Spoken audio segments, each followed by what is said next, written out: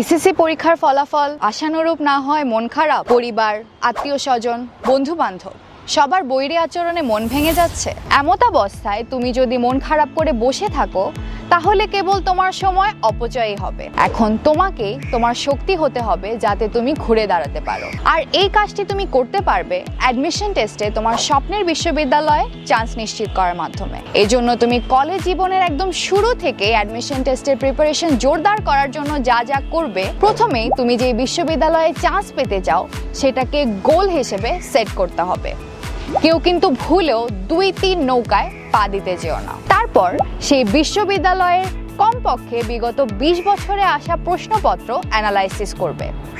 কোন অধ্যায় থেকে কোন টপিক থেকে বেশি প্রশ্ন আসে তা নোট ডাউন করবে। সর্বোপরি কলেজের প্রত্যেক দিনের ক্লাসের পড়া বাসায় গিয়েই প্রত্যেক দিন কমপ্লিট করতে হবে। কুইজ বা সিটিগুলো ভালোভাবে সিরিয়াসলি পড়ে দিতে হবে। এতে করে কলেজের ফলাফল তো ভালো হবেই, পাশাপাশি তোমার অ্যাডমিশন টেস্টের প্রিপারেশনও কমপ্লিট হয়ে যাবে। মনে রাখবে, তুমি যদি তোমার স্বপ্নের বিশ্ববিদ্যালয়ে তোমার চান্স নিশ্চিত করতে পারো তাহলে তোমার আজকের এই ব্যর্থতা কেউই মনে রাখবে না।